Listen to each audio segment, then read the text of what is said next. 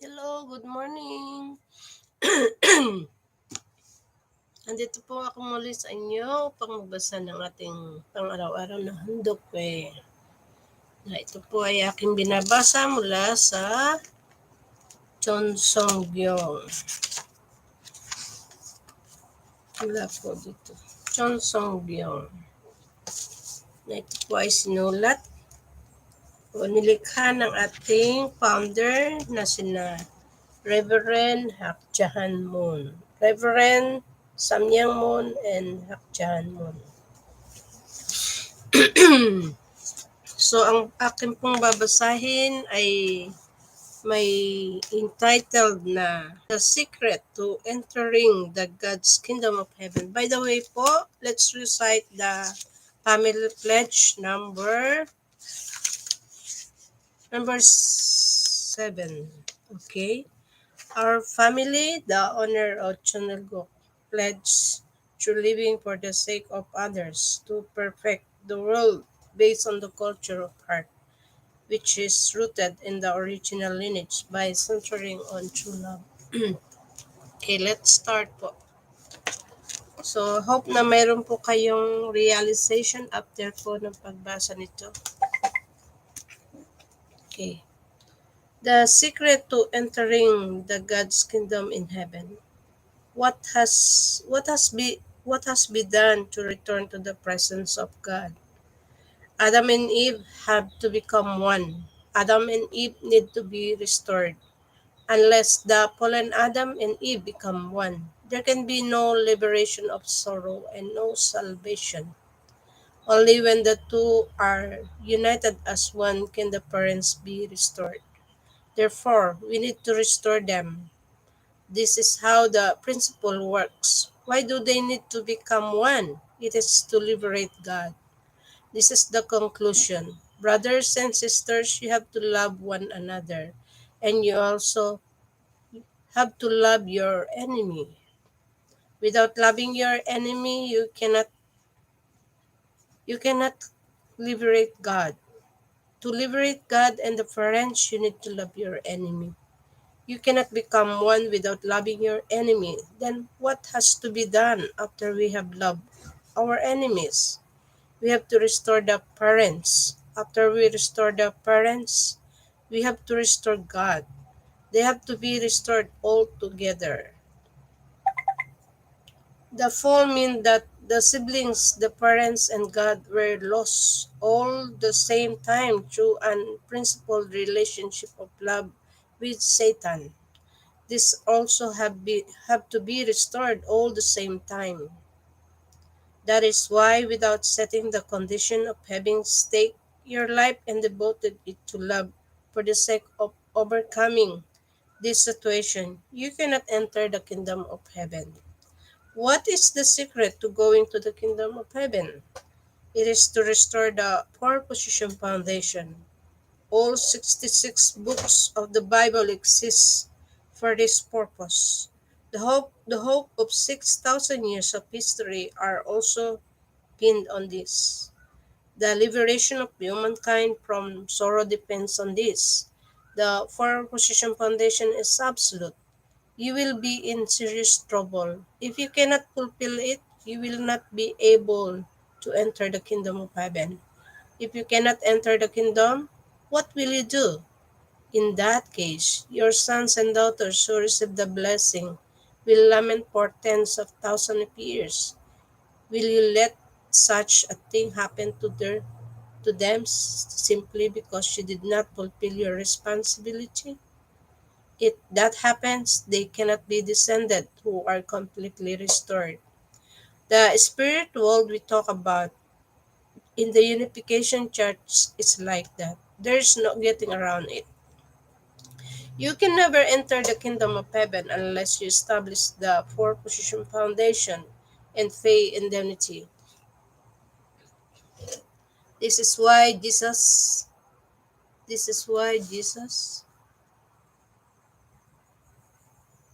has worked too hard until this day. This is why I too have labored to this moment. I have toiled to sort this out. There is no other reason for my labors. It was for the realization of the four position foundation. At the time of Jesus, the three disciples, Peter, John, and James, were necessary as a foundation to establish that. This being the case, from what position can you enter the kingdom of heaven?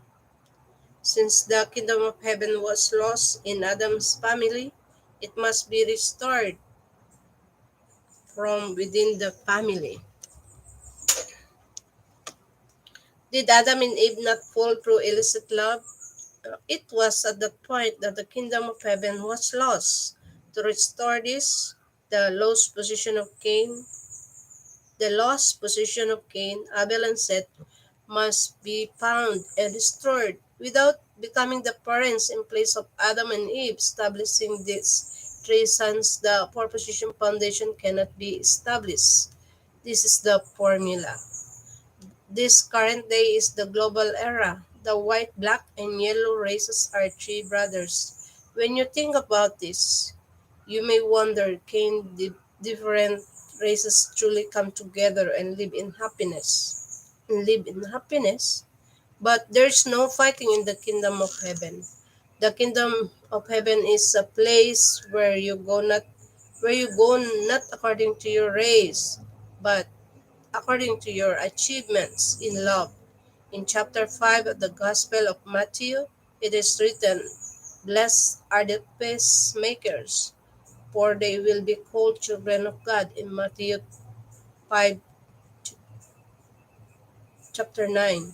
When you meet the Son of God, you feel joyful. But when you come face to face with the son of Satan, the longer your meeting lasts, the more fear and anxiety you feel. In this regard, your siblings are precious to you. People who live for the sake of their sibling automatically go to the kingdom of heaven. Whenever they go, they will be welcomed and recommended. Those who live for their siblings become central figures. How can you practice brotherly love that matches the standard of parents' love and the love of husband and wife? The answer to this question is the secret of realizing the kingdom of heaven on earth in the end. This joyful giving and receiving is the key to enter the kingdom of heaven. Wow. Giving and receiving.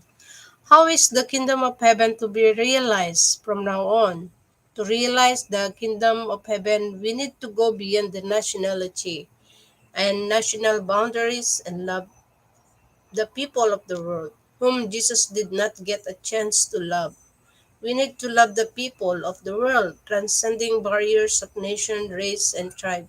We need to love anyone and everyone, be, be they people from the desert of Asia or the wilds of Africa, as if they were our own children. If people have the heart to love, like Jesus from the position of an elder sister or younger brother, then they are equal to Jesus, the Son of God, and the world where such practice is universal. Is the kingdom of heaven on earth? Is the kingdom of heaven on earth. Only when we go forward in such a way again and again and again can we enter the kingdom of heaven. Otherwise, it will be impossible.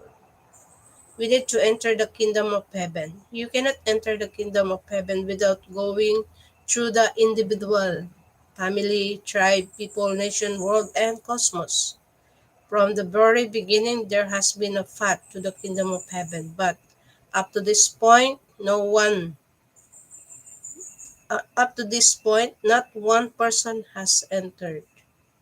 This is because there has not been one person who who could subjugate Satan at every state, going through the way of the cross, from the individual level to the levels of the family, tribe, people, nation, and world, thereby establishing the foundation of victory. Because Jesus could not establish such a victorious foundation when he came to earth, he too was unable to enter the kingdom of heaven, and until now he has offered his prayer from paradise. So, wow, so interesting. So malapit na po nating matapos basahin about the earthly life in the spirit. So napakaganda pong basahin itong Cheon. Marami po kayong malalaman. Ito nga po, ang ating pong binasa is about the secret to entering God's kingdom in heaven. So, ayon sa nabasa ko, um, the one secret to enter the kingdom of heaven is to love your enemy. So napakahirap po mahalin ang ating enemy. Yung bang kasok-kasok na parang um, hindi talaga natin malab andun ang heart natin na gusto nating gerahin.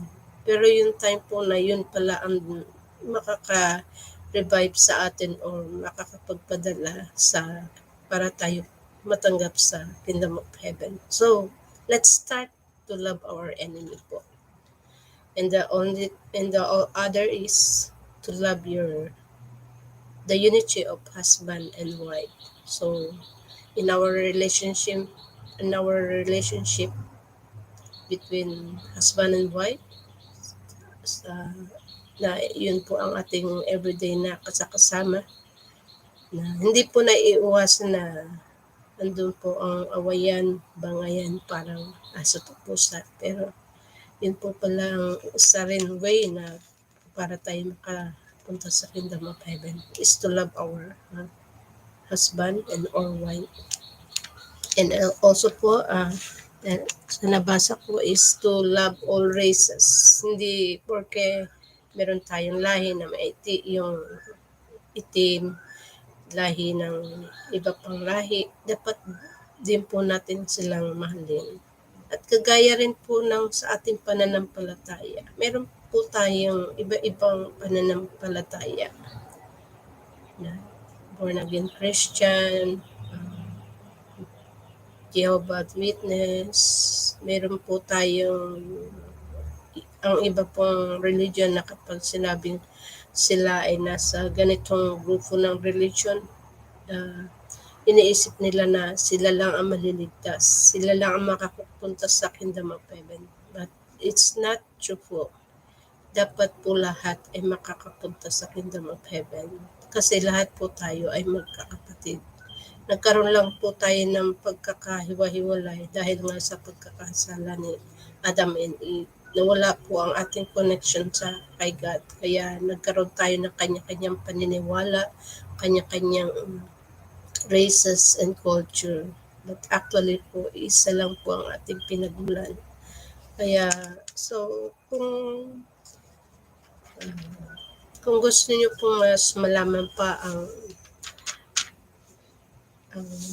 mga bagay-bagay na dito sa mundo, marami po kayong malalaman pa sa pagbabasa lang nitong Cheon. Bali, ito po yung heart ni Reverend Myung noong time na siya ay he have a habit of prayer for life, na ito po yung pakikipag-usap niya kay God. So, according din po pala dito sa nabasa natin, even Jesus Christ still cannot enter the kingdom of heaven, and still time he offered a lot of prayers in order to enter to the kingdom of heaven. So siguro mas marami pong magtataka bakit. So kaya nga po kailangan natin samahan niyo po kami mag-study din ng divine principle or itong Cheon. Marami po kayong matututunan. I-try po natin i-open yung ating heart and mind kung ano ba talaga ang katotohanan. So, yun lang po at maraming salamat po. Hanggang sa muli. Thank you very much. Ito po si Nila Tanchana from Thailand. This is our tradition po, having hoondokhae every day. So, mas maganda po yung before nating simulan ng araw ay magkaroon po tayo ng hoondokhae or time to God and our true parents. So that's all. Thank you so much.